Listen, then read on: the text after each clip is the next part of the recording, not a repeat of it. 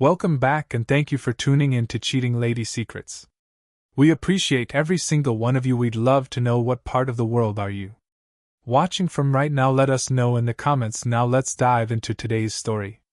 It was one of those classic New England mornings, icy streets, a bitter wind, and that faint smell of coffee wafting through the air. In a quaint neighborhood in Boston, Emily Carrington was prepping for another busy day. She was the kind of woman who always seemed put together: crisp blouses, a neat bun, and that friendly smile that instantly put you at ease. Emily was 35, a respected interior designer, and, at least from the outside, a woman living the dream. Her husband, Adam, was the textbook definition of charm.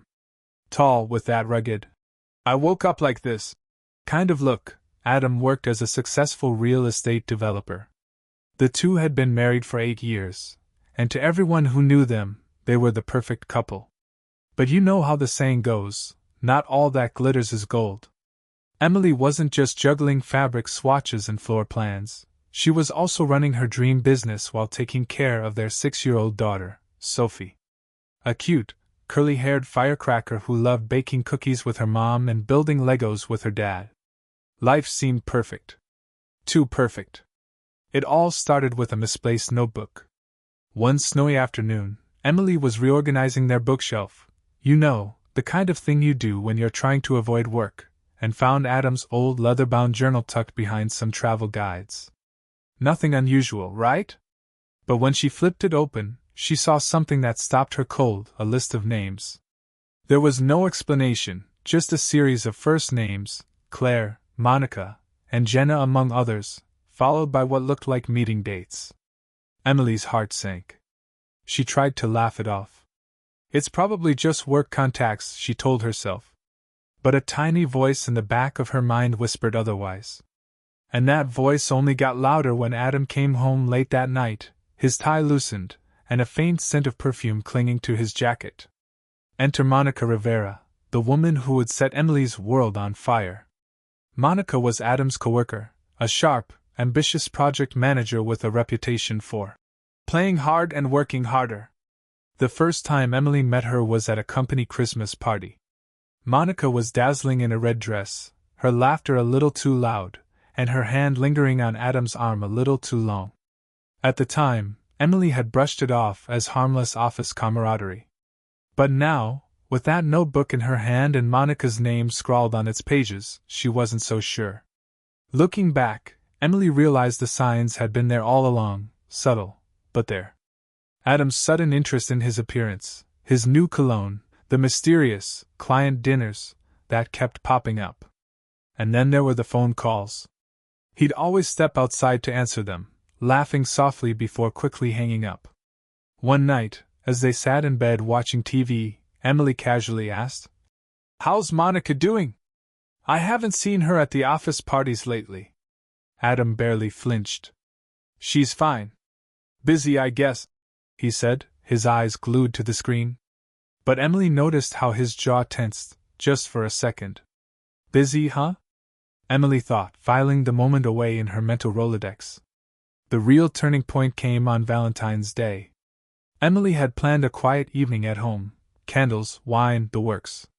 But Adam showed up 2 hours late, mumbling something about a last-minute meeting. Emily tried to keep her cool, but the sinking feeling in her chest was impossible to ignore. When he stepped into the shower, she grabbed his phone, something she'd never done before. Her hands trembled as she scrolled through his messages. And there it was. A thread of texts with someone labeled MR. Messages like, "Tonight was amazing. Can't wait to see you again. Wish you didn't have to leave so soon." Emily's breath hitched. She felt like the walls were closing in around her. But what really broke her was the final text. "I'll tell her soon. I promise." Her hands were shaking so badly she almost dropped the phone. Tell her? Tell me what? The next morning, Emily decided she couldn't stay silent. As Adam drank his coffee, casually scrolling through his emails, she dropped the bombshell.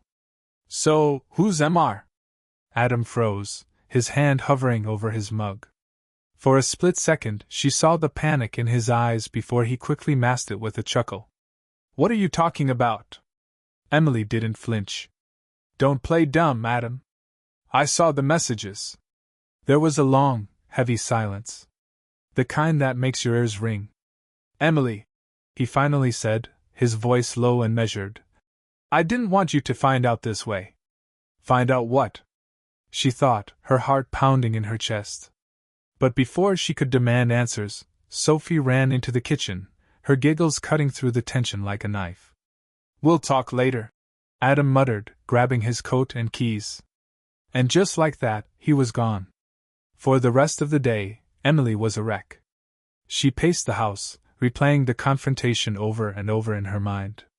She wanted answers, but she was also terrified of what those answers might be. Was it Monica? Or one of the other women on that list? How long had it been going on? Did Sophie know? A million questions swirled in her mind, but one thing was clear: her marriage wasn't as perfect as she thought. That evening, Adam returned, his face drawn and tired. We need to talk, he said, closing the door behind him. And that's when he dropped the first bombshell. I've been seeing someone, he admitted, his voice barely above a whisper. But it's not what you think. Adam's words hung in the air, heavy and suffocating. I've been seeing someone, he repeated, his voice faltering. Emily sat frozen, gripping the armrest of the couch as if it could anchor her in place. But it's not what you think, he added quickly, as if those words could somehow soften the blow. Emily's mind raced. How many times had she heard that phrase in movies or books? And how often had it meant exactly what she thought? Then explain it, she said, her voice sharper than she intended.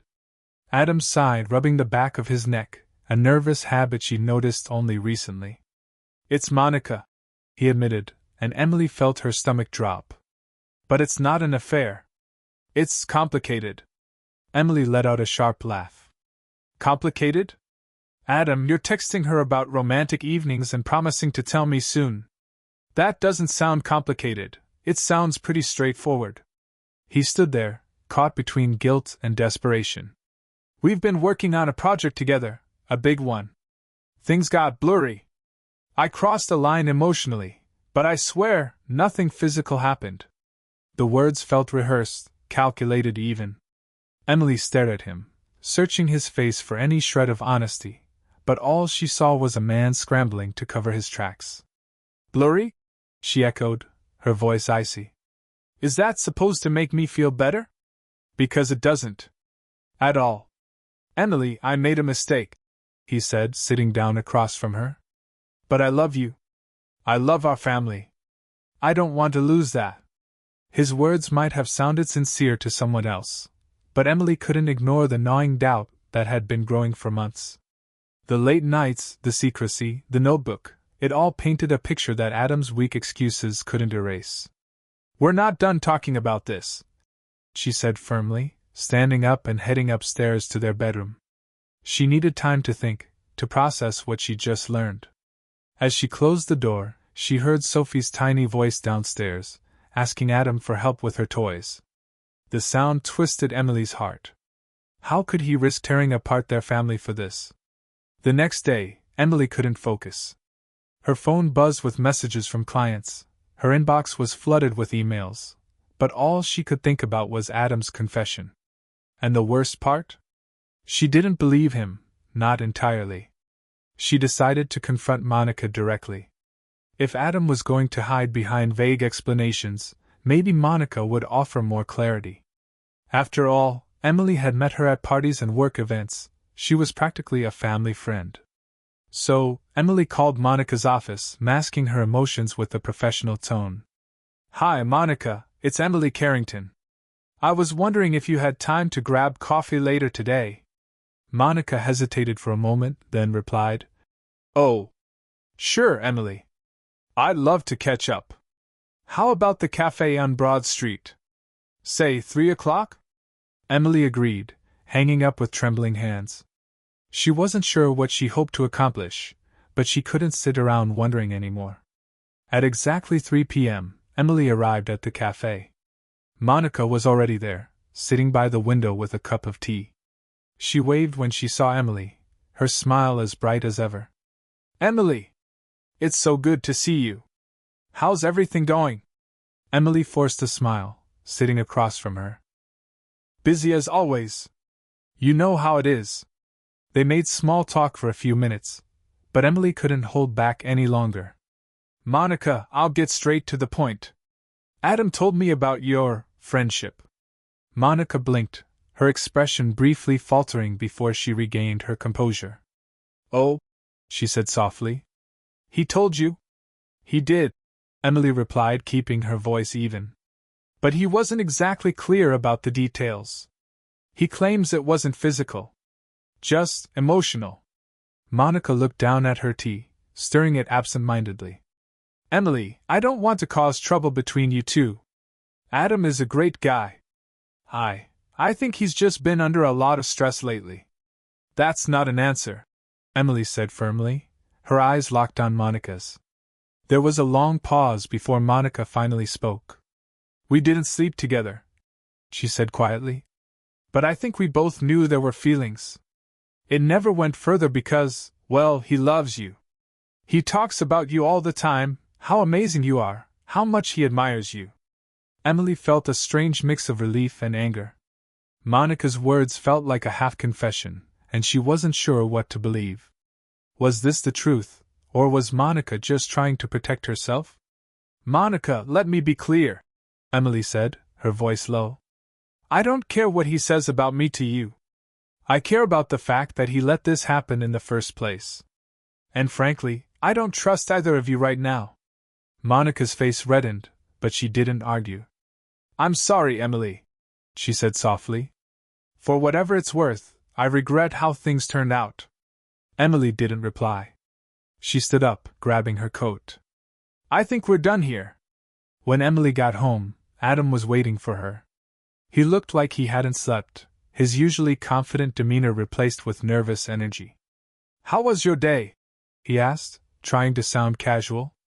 "I met with Monica," Emily said bluntly, dropping her bag on the kitchen counter. Adam froze. "You what?" "I wanted to hear her side of the story," she continued. "And guess what? It doesn't line up with yours." Adam's face paled. "Emily, you shouldn't have." "No," she interrupted, her voice rising. "Don't tell me what I should or shouldn't do. I'm not the one who lied. I'm not the one who broke our trust." "Emily, I told you the truth," he said, his voice cracking. "I admitted my mistake. What more do you want from me?" "I want to know why," she snapped. "Why did you let this happen? Why wasn't I enough?" Adam looked like he wanted to say something, but no words came. Finally, he whispered, "I don't know." Emily stared at him, her anger giving way to exhaustion. "I don't think I can do this anymore, Adam. I don't think I can trust you." "Don't say that," he pleaded, stepping closer. "We can fix this. I'll do whatever it takes." But Emily didn't reply. She turned and walked upstairs, leaving Adam standing alone in the kitchen. Later that night, as Emily lay awake, staring at the ceiling, she realized she was at a crossroads. She could try to save her marriage, or she could let it go. Either way, nothing would ever be the same. Before we continue, if you've made it this far, don't forget to like, share, and subscribe to the channel. It really helps us keep bringing you these incredible stories. What would you do if you were in Emily's shoes? Let me know in the comments. Adam's confession and Emily's confrontation with Monica had cracked the foundation of their marriage, but it was what came next that would completely shatter it. The emotional aftermath of their fallout hung heavy in the air, each interaction between them charged with tension. Yet, deep down, Emily couldn't shake the feeling that she wasn't getting the whole truth. Something about Adam's story, and Monica's rehearsed guilt, didn't sit right. The final blow came the following week, during what was supposed to be a family dinner. Emily had been trying to act normal for Sophie's sake, but Adam's nervous energy was impossible to ignore. He kept glancing at his phone, his plate untouched, while Sophie chatted about her latest school project. Emily couldn't take it anymore. "Adam, do you need to be somewhere?" she asked, her tone sharper than intended. Adam flinched, his hand instinctively moving toward his phone. What? No. I'm here.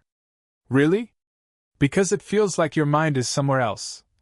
Emily shot back, her patience wearing thin. Sophie looked between them, her small face creased with worry. Are you mad at Daddy? She asked softly.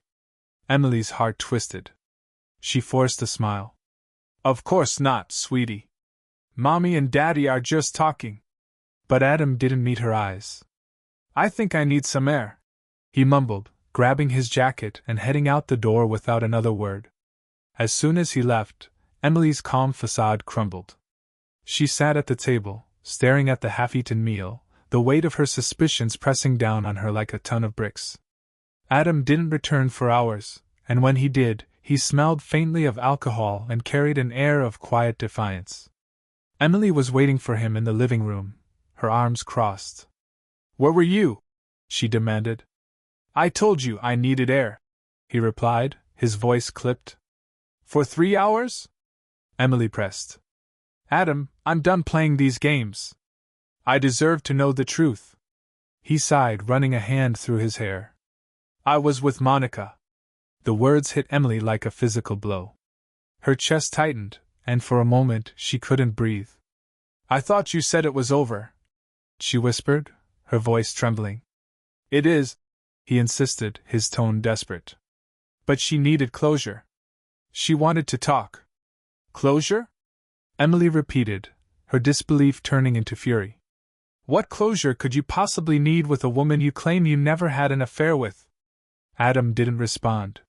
He simply stood there, his silence speaking louder than any words could. Emily knew she couldn't live like this. The constant doubt, the lies, the gut-wrenching pain of betrayal, it was all too much. She decided to take matters into her own hands. The next morning, while Adam was at work, she reached out to a private investigator. His name was Scott Daniels, a no-nonsense professional who had seen it all. Emily felt a strange mix of relief and guilt as she explained her situation. Look, Scott said, his voice calm but firm. You're not the first person to deal with this kind of thing, and you won't be the last. If there's something to find, I'll find it. Emily nodded, clutching her coffee cup like a lifeline. I just want the truth. Scott promised to get back to her within a week. In the meantime, Emily focused on keeping things as normal as possible for Sophie. But the tension between her and Adam was palpable, and it wasn't long before Sophie started asking questions. Mommy, why is Daddy so sad all the time? She asked one evening, her big blue eyes filled with concern. Emily felt tears prick her eyes. Daddy's just going through some things, she said gently. But don't worry, sweetie. Everything's going to be okay. She wished she could believe her own words. A week later, Scott called with his findings. Emily met him at a small cafe on the outskirts of town, her heart pounding as she sat across from him. What did you find? She asked, her voice barely above a whisper.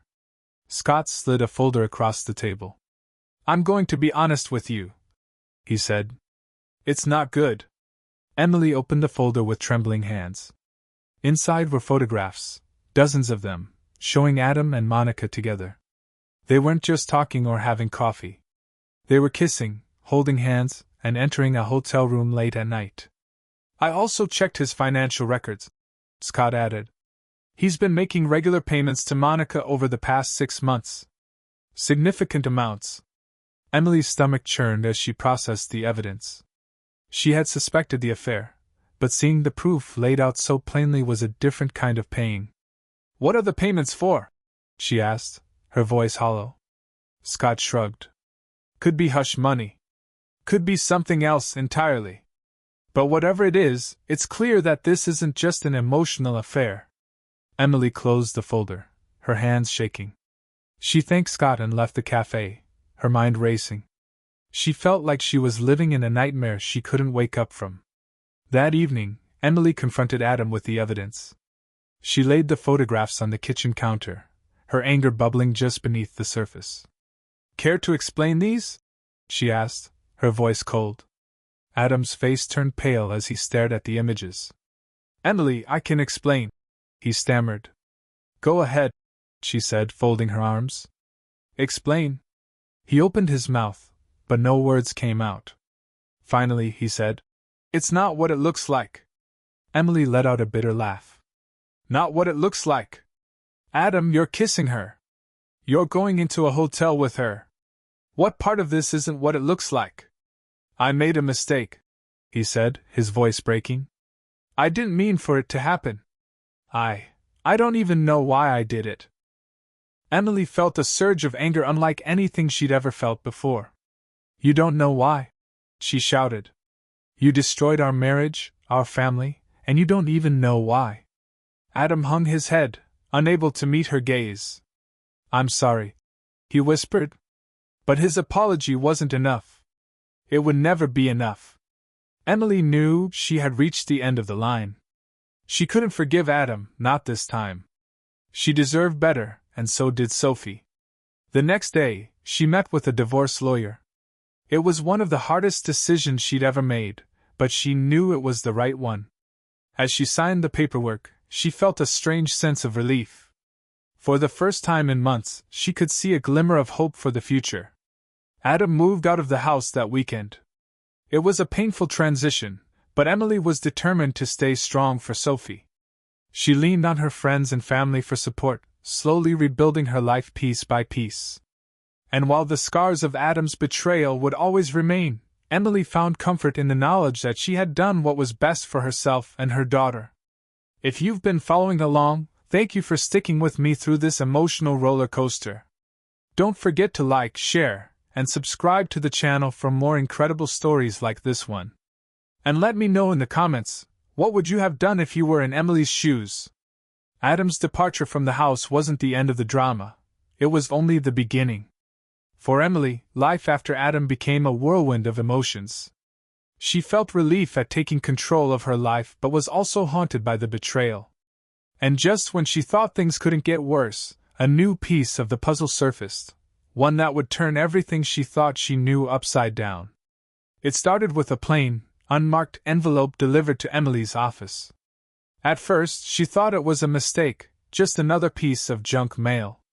But when she opened it, her heart nearly stopped. Inside was a single photograph, one that she hadn't seen in Scott's original folder. It showed Adam and Monica sitting in what appeared to be a hotel lobby. They weren't alone.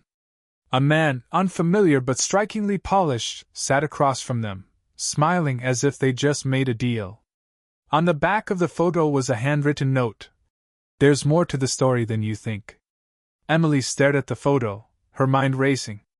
Who was this man? And why would someone send her this?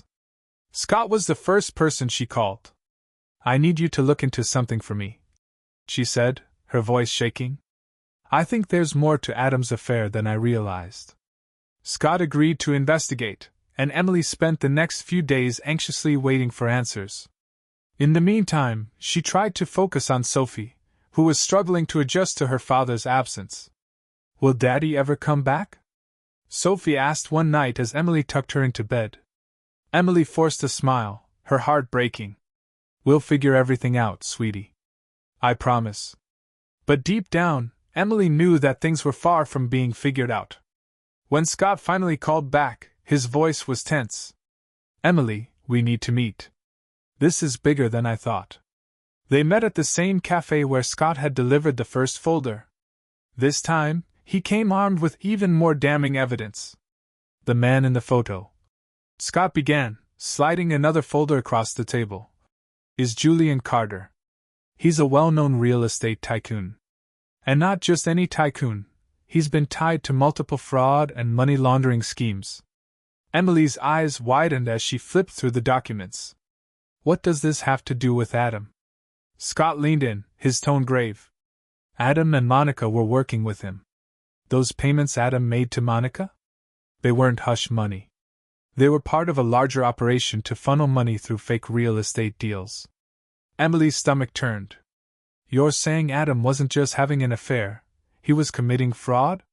Scott nodded. And Monica wasn't just a mistress, she was his partner. Emily felt like the ground was shifting beneath her feet. For months, she thought Adam's betrayal was about love or lust. But now, she realized it was about something much darker. Emily didn't hesitate. That night, she called Adam and told him to meet her at a nearby park. She didn't want Sophie overhearing what she was about to say. Adam showed up looking disheveled, his once confident demeanor replaced by visible unease. "What's this about, Emily?" he asked, shoving his hands into his pockets. "I know about Julian Carter," she said, cutting straight to the point. Adam froze. "What are you talking about?" "Don't play dumb, Adam," Emily snapped, pulling the photograph from her bag. "I know you and Monica were working with him. I know about the fraud." Adam's face went pale. For a moment, he looked like he was going to deny it. But then, he slumped onto the park bench, his head in his hands. "It wasn't supposed to be like this," he said quietly. "Then what was it supposed to be?" Emily demanded, her voice rising. "You lied to me, Adam. You lied to Sophie. You ruined our family. And for what? Money?" "It wasn't just money," Adam said, his voice barely above a whisper. "Julian offered me a way out. The market was tanking, Emily. My company was drowning. He promised he could make everything right." "And Monica?" Emily pressed. "Was she part of the deal too?" Adam looked up, his eyes filled with regret. "I thought I could handle it. I thought I could keep it separate. But things got complicated." "Complicated?" Emily repeated, her anger boiling over. "You're about to go to prison, Adam. That's not complicated, that's a disaster." Adam didn't respond. He just sat there, staring at the ground. The next day, Emily made a decision. She couldn't protect Adam from the consequences of his actions. Not anymore. She handed Scott's findings over to the authorities, knowing it was the only way to truly protect herself and Sophie. The fallout was immediate. Julian Carter's operation was exposed, and Adam was named as one of the key players. The media had a field day, splashing Adam's face across headlines and linking his name to the scandal. Emily braced herself for the worst. She knew the public scrutiny would be brutal, but she also knew she had made the right choice. For Sophie's sake, she had to move forward, no matter how painful it was. As the weeks passed, Emily began to rebuild her life. She leaned on her friends and family, drawing strength from their unwavering support. She started therapy, both for herself and for Sophie, determined to heal the wounds Adam's betrayal had left behind. And while the scars of the past would never fully fade, Emily found solace in the knowledge that she had taken control of her story. She wasn't a victim, she was a survivor. If you've been following along, thank you for sticking with me through this emotional journey. Don't forget to like, share, and subscribe to the channel for more incredible stories like this one. And as always, let me know in the comments, what would you have done if you were in Emily's shoes? The fallout from Adam's involvement in Julian Carter's scheme rippled through Emily's life like an earthquake. She had tried to shield Sophie from the chaos, but it was impossible to keep everything hidden. Reporters camped outside the house, headlines screamed Adam's name, and Emily found herself in the middle of a media frenzy. Everywhere she turned, there were reminders of the life she had lost. But Emily wasn't just mourning her marriage, she was grappling with the betrayal of the man she had built her world around. And as the full scope of Adam's actions came to light, Emily realized the story was far from over. One afternoon, Emily received an unexpected call. It was Adam. His voice was shaky, and she could hear the strain in every word. "Emily, please. I need to talk to you." Emily hesitated. Every fiber of her being told her to hang up, but a small part of her wanted closure. She agreed to meet him, but only in a public place. They met at a small park on the outskirts of town, away from prying eyes. Adam looked like a shell of the man she once knew, his clothes wrinkled, his eyes bloodshot. He sat on a bench, his hands clasped tightly together, as Emily approached. "What do you want, Adam?" she asked, her tone sharp. "I need your help," he said, his voice cracking. "Julian's team is coming after me. They think I gave you the evidence." Emily felt a chill run down her spine. "Didn't you? You're the one who brought all of this into our lives." Adam shook his head vehemently. No, Emily. Someone else gave you that photo. And now they think I'm working against them. Emily crossed her arms, keeping her distance. Why should I care?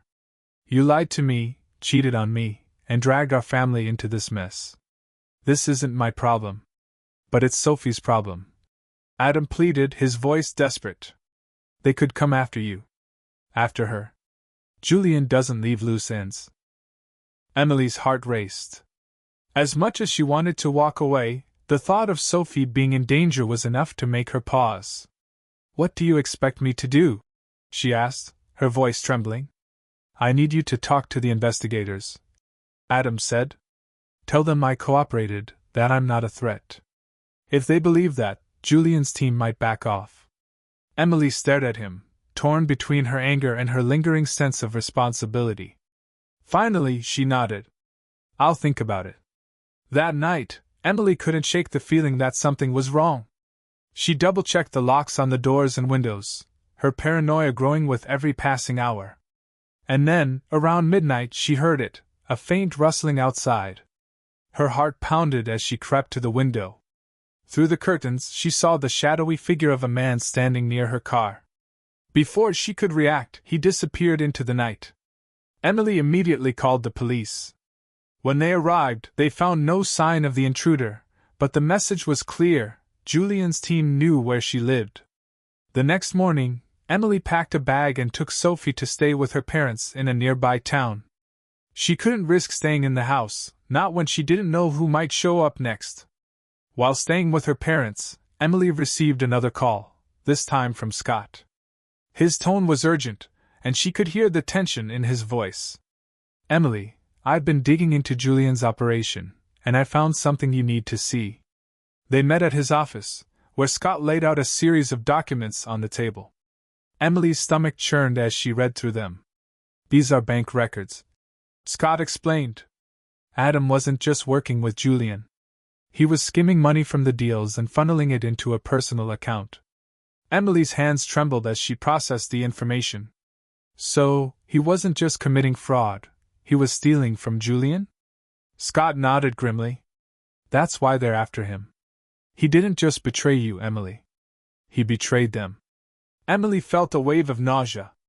She had thought Adam's betrayal couldn't get any worse, but this was a new level of deceit. Determined to protect Sophie and herself, Emily decided to confront Julian directly. With Scott's help, she arranged a meeting at a neutral location, a public restaurant with plenty of witnesses. She knew it was a risky move, but she was done playing defense. When Julian arrived, he was everything Emily expected: suave, confident, and completely unbothered by the chaos he had caused. He slid into the booth across from her, a smug smile on his face. Emily Carrington, he said smoothly. To what do I owe the pleasure? Emily didn't waste time on pleasantries. I want this to end. You leave me and my daughter alone, and I'll make sure the authorities never see these.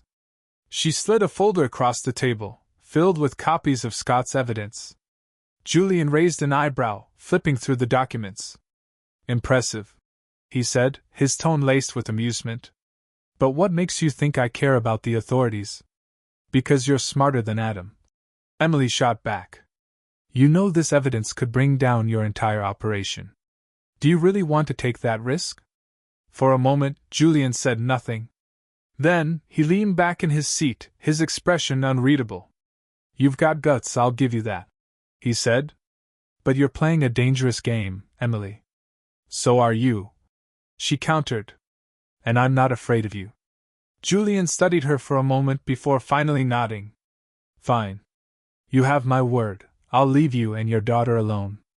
But if you cross me again, there won't be a second chance. Emily stood, her heart pounding. She had faced down one of the most dangerous men she'd ever encountered, and won. In the days that followed, Emily worked with the authorities to ensure Julian's operation was dismantled. Adam, now fully exposed, was arrested and faced multiple charges. Emily felt a strange sense of closure watching him take responsibility for his actions. For Sophie's sake, Emily focused on moving forward. She sold the house, started a new job, and slowly rebuilt her life. And while the scars of Adam's betrayal would always remain, Emily found strength in the knowledge that she had protected her daughter and reclaimed her future. If you've made it this far, thank you for sticking with this intense journey. Don't forget to like, share, and subscribe to the channel for more gripping stories like this one. And tell me, what would you have done in Emily's shoes? Let me know in the comments. Emily had always thought of herself as a problem solver. Whether it was piecing together color schemes for her interior design clients or managing Sophie's school schedule, she prided herself on finding solutions. But now, she faced a problem that even her keen instincts couldn't solve alone. Julian Carter may have promised to leave her alone, but his words still echoed in her mind. You're playing a dangerous game, Emily. The pressure was mounting, and Emily knew she had to stay 2 steps ahead, not just for her sake, but for Sophie's. But as she soon discovered, the danger wasn't over yet. A week after her tense meeting with Julian, Emily received another envelope. This one wasn't unmarked. It had Julian's name printed neatly in the corner, almost as if he wanted her to know exactly who it was from. Inside was a single piece of paper with 4 chilling words. This isn't over yet. Emily's breath caught. She read the note over and over, trying to decipher its meaning. Had she crossed some invisible line? Was Julian trying to intimidate her, or was this a real threat? She called Scott immediately, her voice shaking as she explained the situation. Do you think he's bluffing? She asked. Scott's response was blunt. Julian Carter doesn't bluff. That night, Emily barely slept. Every creak of the house, every shadow in the corners of her room, felt like a harbinger of doom. She couldn't shake the feeling that something, or someone, was watching her. The next day, Emily decided she couldn't keep living in fear. She met with the lead investigator handling Julian's case, Detective Morgan, and handed over the note. Morgan, a grizzled veteran with a no-nonsense demeanor, took the threat seriously. We've been building a case against Julian for years, Morgan admitted. Your evidence gave us what we needed to move forward, but he's not going down without a fight. What should I do? Emily asked, her voice tinged with desperation. Morgan leaned forward, his expression grim. Lay low. Let us handle this. But if you notice anything unusual, anything at all, you call me immediately. Emily nodded, but the words offered little comfort. She couldn't just sit back and wait for the police to act. She needed to take control.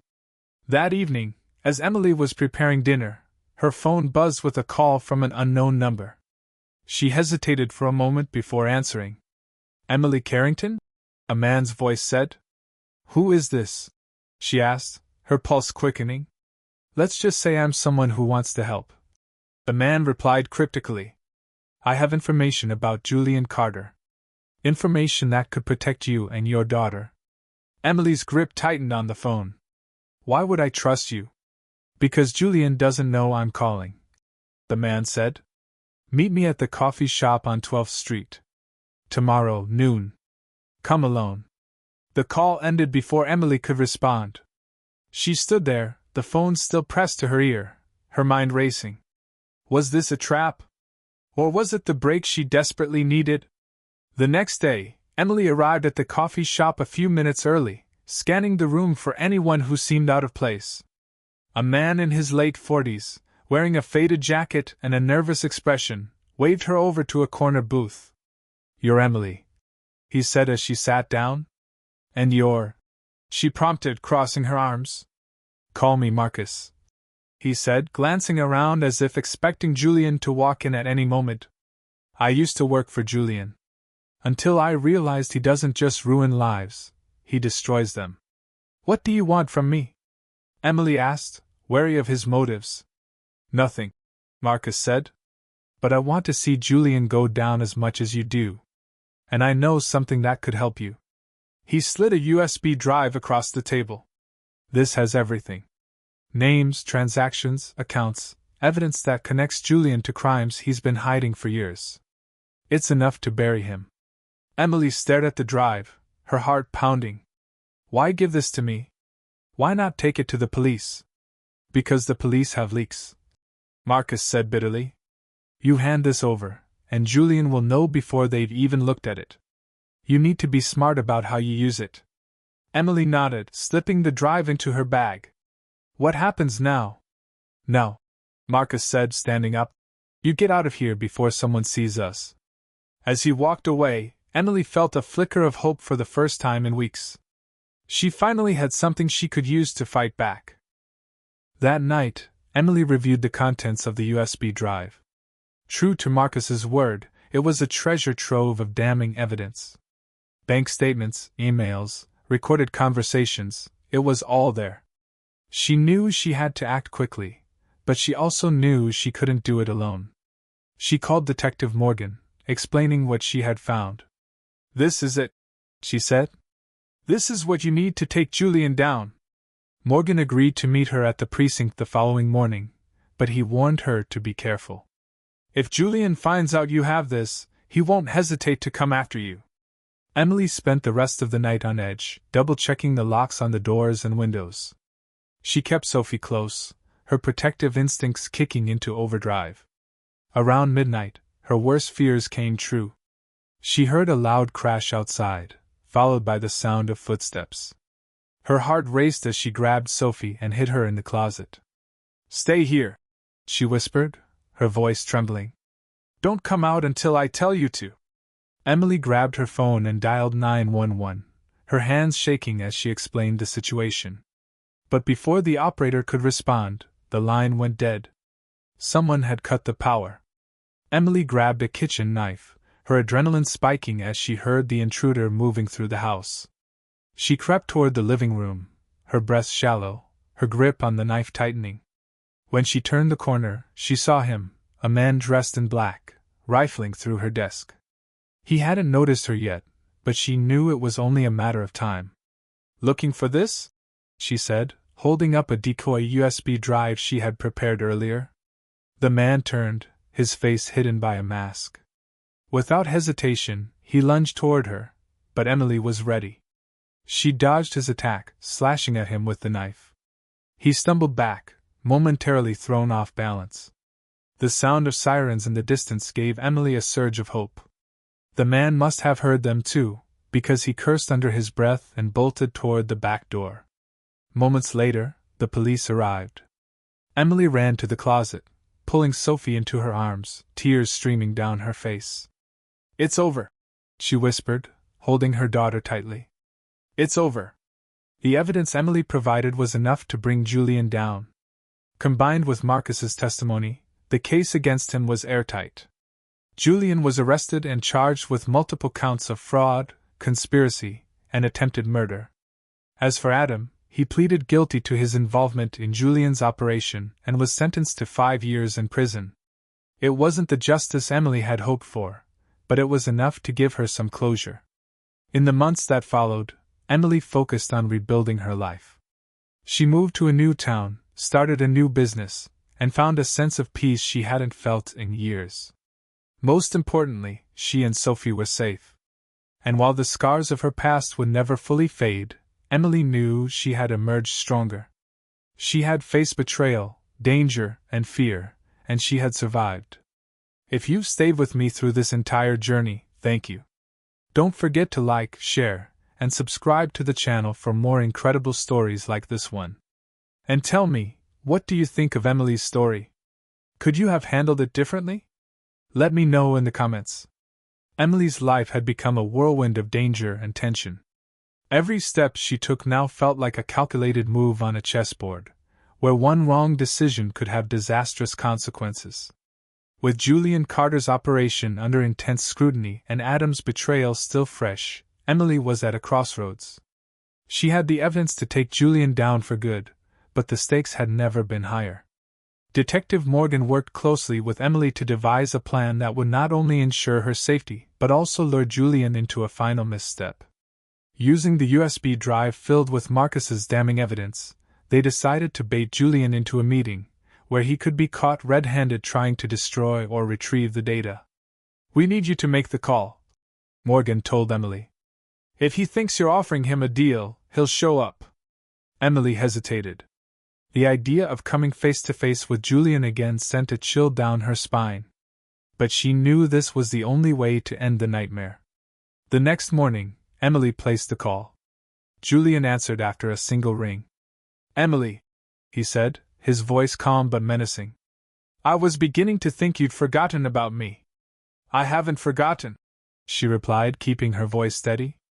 "I have what you're looking for. The USB drive. If you want it, meet me tomorrow. The old factory on Riverside Drive. Noon." There was a pause, and Emily could almost hear the wheels turning in Julian's mind. "Alone?" he asked. "Of course," Emily lied. Julian chuckled. "I'll be there." The abandoned factory was the perfect setting for the confrontation. Its crumbling walls and broken windows gave it an eerie, desolate feel, an ideal place for a trap. Emily arrived early, flanked by Detective Morgan and a team of undercover officers hidden throughout the building. As the clock struck noon, the sound of tires crunching on gravel echoed through the factory. Emily's heart raced as she watched Julian step out of a sleek black car, flanked by 2 bodyguards. His confident swagger only fueled her determination. "Emily!" Julian called out, his voice echoing in the cavernous space. "You've got some nerve, dragging me out here." Emily stepped forward, holding the fake USB drive in her hand. "This is what you want, isn't it?" she said, her voice firm. Julian smirked. "You've made this far too easy." One of his bodyguards moved to grab the drive, but Emily held up her hand. "Not so fast," she said. "First we talk." Julian raised an eyebrow. "Talk about what?" "About how you ruined my life," Emily snapped, her anger bubbling to the surface. "You manipulated Adam, endangered my daughter, and tried to scare me into submission. But you underestimated me." Julian's smirk faltered, and for the first time, Emily saw a flicker of uncertainty in his eyes. Before he could respond, Detective Morgan stepped out of the shadows, his badge gleaming in the dim light. "Julian Carter," Morgan said, his voice steady. "You're under arrest." The moment Morgan spoke, chaos erupted. Julian's bodyguards drew their weapons, but Morgan's team was ready. Gunfire echoed through the factory as officers moved in, shouting commands and taking cover. Emily ducked behind a pile of debris, her heart pounding as the scene unfolded.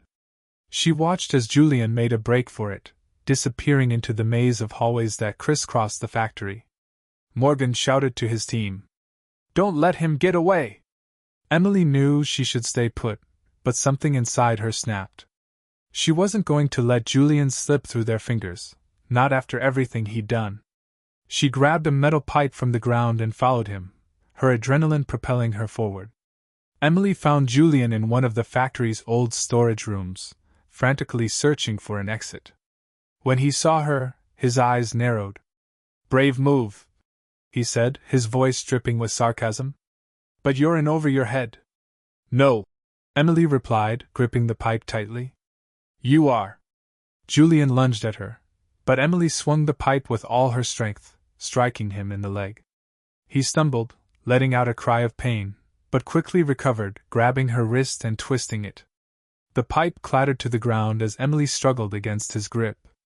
"You should have stayed out of this," Julian snarled, his face inches from hers. "Now you've made it personal." Before he could do anything else, Morgan burst into the room, his weapon trained on Julian. "Step away from her," he shouted. Julian hesitated for a split second, giving Emily the chance to elbow him in the ribs. He released her, and she scrambled to the side as Morgan moved in, handcuffing him with swift precision. "It's over," Morgan said, his tone final.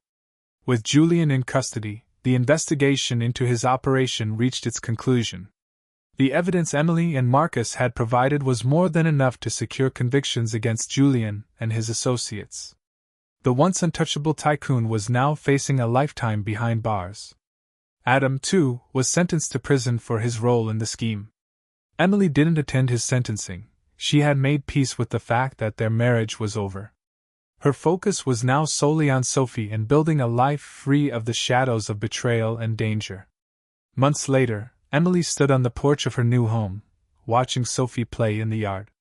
The sun was shining, and for the first time in what felt like forever, Emily felt a sense of peace. She had faced unimaginable challenges and come out stronger on the other side. And while the scars of her past would always remain, they were a reminder of her resilience and determination. As Sophie ran up to her, giggling and holding a handful of wildflowers, Emily smiled. She had fought for this moment, for her freedom, her safety, and her daughter's future. And she had won. If you've been with me through this entire journey, thank you.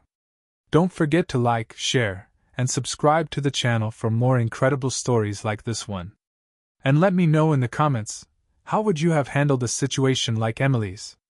Would you have been able to face the danger head-on? I'd love to hear your thoughts. Emily sat in the back of Detective Morgan's car, her heart still racing from the confrontation at the factory. Her hands trembled as she replayed the events in her mind, the chaos, the adrenaline, and the moment Julian Carter was finally subdued. For the first time in what felt like forever, she allowed herself to breathe, knowing the worst was over. But little did she know, one final twist was waiting. As Morgan's team transported Julian to the precinct, Emily couldn't shake the feeling that something was off. Julian, handcuffed and silent, sat between two officers in another car ahead of them. His smirk hadn't faded since the arrest, a chilling reminder that he still believed he held all the power. Something doesn't feel right, Emily said softly, glancing at Morgan. Morgan frowned but didn't respond immediately. The convoy continued down a deserted road, the city lights growing faint in the distance. That's when it happened. A black SUV appeared seemingly out of nowhere, swerving into the road and blocking their path. Before anyone could react, two masked men jumped out, guns drawn, and opened fire. "Get down!" Morgan shouted, pulling Emily to the floor as bullets shattered the windshield. The officers in the lead car attempted to return fire, but the attackers were well coordinated. In the chaos, Julian took his chance. With a quick elbow to the officer's face, he slipped free of his restraints and bolted into the shadows. "Julian's on the move!" one of the officers yelled, but Morgan was already out of the car, pursuing him. Emily crouched behind the vehicle, her breath coming in short, panicked gasps. She could hear the commotion around her, shouts, gunfire, footsteps echoing in the dark. Against her better judgment, she peeked out, spotting Morgan chasing Julian toward an abandoned warehouse nearby. "Stay here!" one of the officers barked, but Emily couldn't. Not this time. Fueled by a mix of fear and determination, she ran after them, clutching a flashlight she grabbed from the car. The beam cut through the darkness as she entered the warehouse, her footsteps hesitant but purposeful. "Detective Morgan?" she called out, her voice trembling. A faint sound of movement echoed from deeper within the building. She followed it, her flashlight illuminating stacks of old crates and broken machinery. Her grip tightened as she turned a corner and came face to face with Julian. Julian stood at the end of the hallway, his confident smirk replaced by something more dangerous. His eyes darted to the pipe lying nearby, but Emily stepped forward, cutting off his path. "You don't have anywhere to go," she said, her voice steadier than she felt. Julian laughed bitterly. "You've got guts, I'll give you that. But do you really think this ends here? You've already lost, Emily." "No," she said firmly. "You have." Julian lunged for the pipe, but Emily reacted instinctively, swinging the flashlight with all her strength. It struck him across the shoulder, sending him crashing into a pile of crates. He groaned in pain, trying to push himself up, but Morgan appeared behind him, gun drawn. "Don't move!" Morgan commanded. Julian froze, his hands slowly raising in surrender. Morgan cuffed him once more, this time securing the restraints tighter. "You're done, Carter," he said, his voice cold. Emily leaned against the wall, her legs threatening to give out beneath her. The adrenaline was wearing off, replaced by a wave of exhaustion and relief. Back at the precinct, Emily sat in a quiet corner, watching through the glass as Julian was interrogated. His arrogant demeanor was gone, replaced by a subdued, almost defeated expression. It was over. Finally, it was over. Morgan approached her, handing her a cup of coffee. "You did good out there," he said. "Most people would have frozen. But not you. Emily managed a weak smile. I just wanted it to end. And it has, Morgan assured her. With Julian behind bars and the evidence you provided, his entire operation is going down. You've made a lot of enemies tonight, but you've also made sure they'll never hurt anyone else again. Emily nodded, the weight of his words sinking in. She had faced unimaginable challenges, but she had come out stronger. And while the scars would remain, they were a reminder of what she had endured and overcome. In the weeks that followed, Emily focused on rebuilding her life. The media frenzy surrounding Julian's arrest eventually died down, allowing her to find some semblance of normalcy. She sold the house that held too many painful memories and moved to a quiet suburb where Sophie could have a fresh start. One evening, as she tucked Sophie into bed, her daughter looked up at her with wide, curious eyes. "Mommy," Sophie said, "are we safe now?" Emily smiled, brushing a strand of hair from Sophie's face. "Yes, sweetie. We're safe." It wasn't just words. For the first time, Emily truly believed it. Julian was sentenced to life in prison without the possibility of parole. His empire, once feared and untouchable, crumbled as his associates were arrested one by one. Adam, who had cooperated with authorities in the final stages of the investigation, received a reduced sentence but remained estranged from Emily and Sophie. Emily, now thriving in her new career as a design consultant, found strength in the community she had built around her.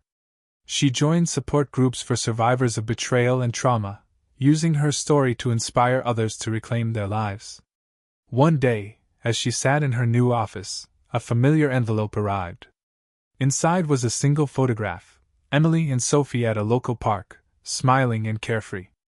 On the back, a handwritten note read, "You're stronger than you know." And that's how Emily's story comes to an end, or rather, a new beginning. She faced betrayal, danger, and heartbreak, but she never gave up. She fought for herself, for her daughter, and for the truth.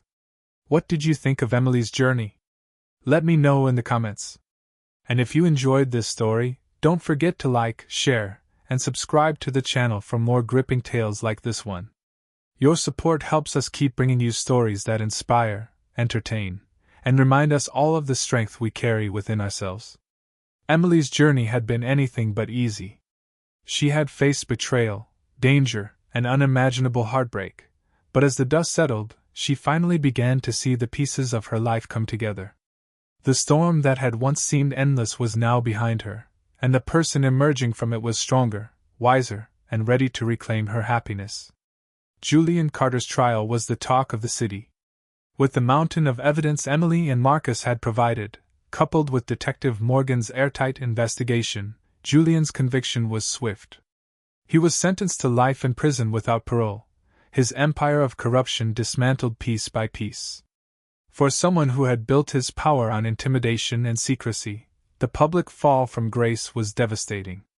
The trial also brought closure to many of Julian's victims. Families who had been torn apart by his schemes saw justice served, and Emily found solace in knowing that her actions had protected others from suffering the same fate. But the journey wasn't without its complications. Adam, whose cooperation had helped finalize Julian's conviction, was given a reduced sentence. He faced 5 years in prison but was eligible for parole after 3. Emily attended his sentencing, not out of sympathy, but to remind herself of how far she had come. When Adam turned to her and mouthed, "I'm sorry," she didn't respond. She had forgiven him in her heart, but their chapter was closed, and she wasn't looking back. Through it all, Emily's priority had been Sophie. Despite the chaos, Emily worked tirelessly to ensure that her daughter felt safe and loved. Therapy sessions became a regular part of their routine, giving Sophie a space to express her fears and process the changes in their lives. One afternoon, as they sat in their new backyard, Sophie turned to Emily with a smile. "Mommy, I like it here," she said, her voice filled with the innocent optimism only a child could have. Emily smiled back, her heart swelling with pride. "I like it too," she said. And she meant it. The new house wasn't just a physical change, it was a fresh start, free from the memories of the past. The months following Julian's arrest marked a period of profound growth for Emily. She threw herself into her work, opening her own design consultancy and building a reputation as one of the best in the business. Her projects gave her a renewed sense of purpose, and she found joy in creating spaces that brought happiness to others. But it wasn't just her career that flourished. Emily also reconnected with old friends, made new ones, and began to explore what it meant to truly take care of herself. For years, she had prioritized everyone else's needs, Adam's career, Sophie's happiness. But now, she was learning to prioritize her own. One evening, Emily stood in her studio, looking at a framed photo of herself and Sophie. It was taken on a recent trip to the beach, their smiles wide and carefree. She realized that while the journey had been painful, it had also led her to this moment, a moment of peace, contentment, and hope. One day, Emily received a letter in the mail. The handwriting on the envelope was unfamiliar, but as she opened it, her breath caught. It was from Marcus, the man who had risked everything to help her take down Julian. Dear Emily, I hope this letter finds you well. I wanted you to know that I've started a new life, far from the shadows of my past. Your courage inspired me to take a chance on something better, and for that, I'll always be grateful. You didn't just fight for yourself, you fought for all of us who were trapped in Julian's web. Thank you for showing me that redemption is possible. The letter ended simply, take care of yourself and your daughter. You deserve all the happiness in the world. Emily held the letter close, tears streaming down her face. It was a reminder of how far she had come, and how far she could still go. To celebrate their new beginning, Emily and Sophie hosted a small gathering at their home. Close friends and family filled the space with laughter and love, a stark contrast to the isolation Emily had felt just months before. As the sun set, Emily raised a glass to toast the people who had stood by her through everything. To new beginnings, she said, her voice steady. And to the people who remind us that even in our darkest moments, we can find light. The crowd cheered, and for the first time in what felt like forever, Emily felt truly at peace. As Emily stood on the porch that night, watching Sophie chase fireflies in the yard, she reflected on everything she had learned. Life had thrown her challenges she never could have anticipated, but through it all, she had discovered a strength she didn't know she possessed. Betrayal had broken her, but it hadn't defined her. Danger had tested her, but it hadn't defeated her. And now, as she looked ahead, she saw a future filled with possibilities, a future she had fought for, one step at a time. And that brings us to the end of Emily's story, a story of betrayal, resilience, and ultimately triumph. She showed us that no matter how dark things may seem, there's always a way forward. It's not about the mistakes others make, or the challenges we face. It's about how we choose to respond. What did you think of Emily's journey? Would you have been able to find the strength to keep going? Let me know in the comments. I'd love to hear your thoughts. And don't forget to like, share, and subscribe to the channel for more incredible stories like this one. Your support means the world, and it helps us continue bringing you tales that inspire, entertain, and remind us all of the strength we carry within ourselves. Until next time, take care, and remember, the next chapter is always yours to write. Thank you for watching, and I'll see you in the next video.